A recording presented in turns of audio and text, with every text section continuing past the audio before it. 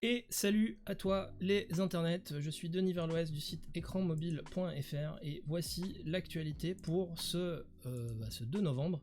Il y a des petits airs de lundi et surtout des airs de mois de mars, mais enfin ça, tout va bien. Que s'est-il passé dans l'actualité tech et mobile de ce mardi? Comme prévu, on continue à parler de Elon Musk et c'est surtout amusant de mon point de vue d'observateur de constater que la plupart des médias mondiaux sont pendus à chaque tweet de celui qui se fait appeler aujourd'hui l'opérateur de la hotline du bureau des plaintes de Twitter. Ainsi, c'est par un tweet de Elon Musk qu'on a appris, on le voit à l'écran, que quel sera le tarif définitif des services payants prévus pour Twitter, qui s'appelle Twitter Blue. C'était aujourd'hui 5 €, ce sera demain 8 €. Pour ce tarif, les utilisateurs pourront demander la certification de leur compte, auront moins de publicité dans leur flux et surtout auront la capacité, ça c'est intéressant je pense pour les médias, la capacité de charger des vidéos plus longues que la limite actuellement prévue pour la plèbe de Twitter que nous sommes. L'ensemble de ces fonctionnalités sont résumées dans un article du blog nouvelletechnologies.fr qui reprend en fait l'ensemble des tweets d'Elon Musk. L'homme maîtrise tant la communication unipersonnelle que les Américains de Business Insider sont en train de se demander quand même s'il n'y a pas eu un entretien d'hyperactivité autour du réseau social qui entretient la communication, et l'article en l'occurrence revient sur l'apport présumé des 50 ingénieurs que Elon Musk a annoncé avoir envoyé au chevet du code de Twitter ce week-end, envoyé au charbon par Musk, prétendument pour donc réviser ce code et voir un peu ce qu'il en était des développements internes. Pourtant des équipes en interne et des voix en interne, alors évidemment il faut les mettre en balance du fait que la plupart de ces gens se demandent s'ils vont se faire virer ou pas, mais qui se demandent ce que viennent faire là 50 ingénieurs qui ne sont pas formés au langage de programmation qui est celui de Twitter et qui n'ont a priori aucune connaissance des enjeux des réseaux sociaux.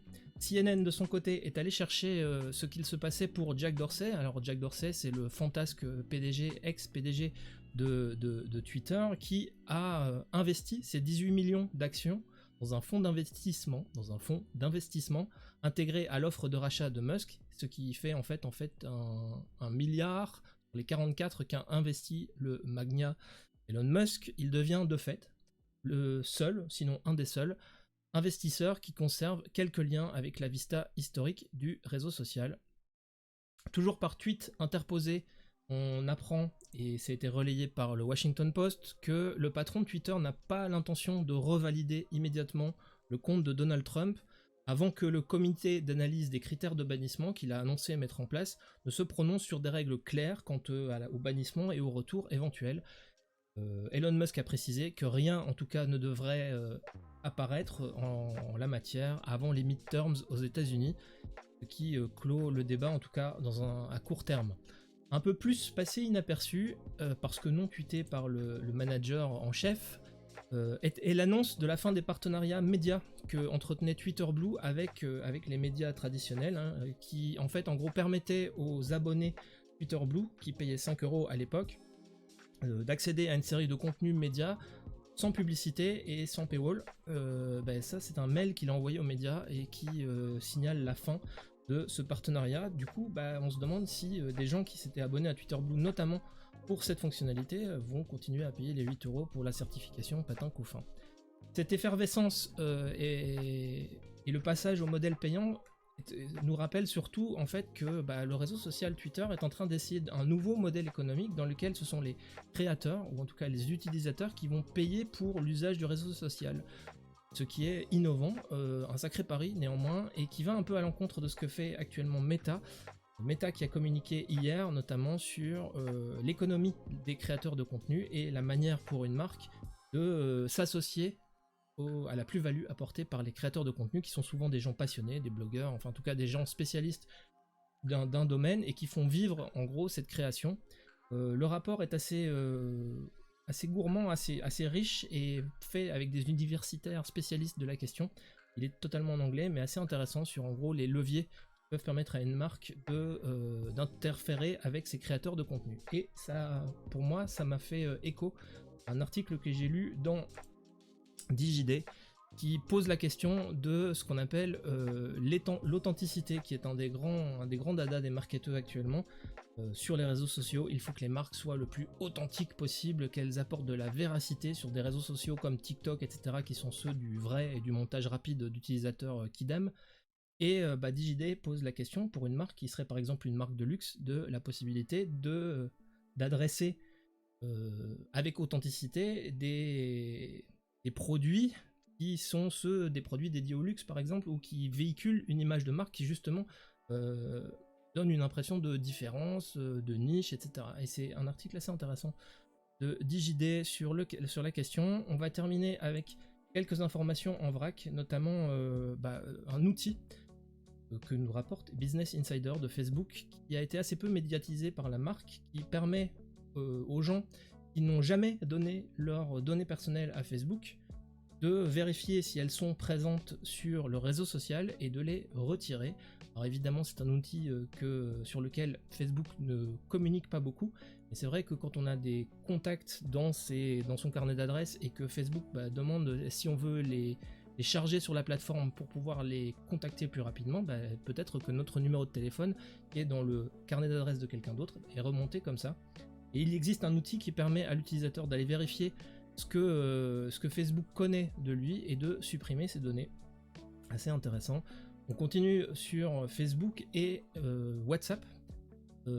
Selon Phone Android, qui reprend un site qui s'appelle WAB, qui se spécialise sur les informations autour de WhatsApp, on constate que l'entreprise de Facebook est en train de pousser aussi bien sur son logiciel installé sur le bureau que sur son logiciel mobile pour booster un peu les fonctionnalités. Alors on a eu les avatars, on a eu des trucs cosmétiques sur les groupes, et là WhatsApp propose à l'utilisateur de s'envoyer à lui-même un mémo et d'envoyer un message sur soi. Alors ça a l'air de rien, mais effectivement c'est une des fonctionnalités qu'on retrouve sur la plupart des autres applications de messagerie et qui faisait défaut à WhatsApp. On termine avec un article de e-Génération qui évoque une discrète fessée qui a été adressée aux maisons de disques par un double rapport officiel de l'Inspection Générale des Finances et de l'Inspection des Affaires Culturelles.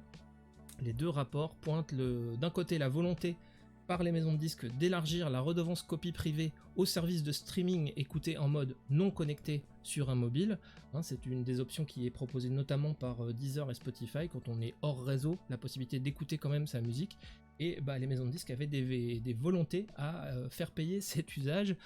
Le rapport en question pointe que oui, certes c'est copié sur le téléphone de l'utilisateur, mais il ne peut pas le copier ailleurs, donc c'est vraiment un usage très ponctuel et très limité dans le temps qui ne devrait pas nécessiter le RCP.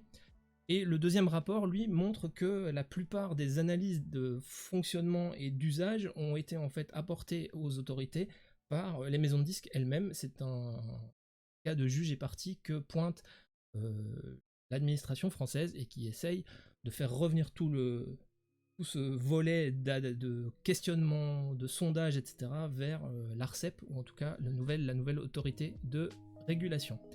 Voilà, c'est environ tout pour aujourd'hui. Si tu aimes ce que tu viens d'entendre ou de regarder, tu sais qu'on est disponible sur le site écranmobile.fr, que toute la veille un peu moins triée est disponible sur écranmobile.fr, écranmobile.fr sur Twitter, que tu peux aussi nous retrouver sur YouTube, que tu peux taper Écran Mobile FR dans tes plateformes de podcast préférées pour retrouver cette actualité. Si tu veux discuter de l'actualité et des actualités que j'essaye de trier dans différentes catégories, tu peux rejoindre notre Discord et on évoquera ensemble ces actualités et on essaiera d'en tirer peut-être d'autres analyses. Bref, tu lâches des pouces, tu envoies des likes, tu envoies du love partout où tu peux. Et je te dis ainsi que mon auto-promo est terminé. Porte-toi bien les internets, c'était Denis Verloès pour Écran Mobile.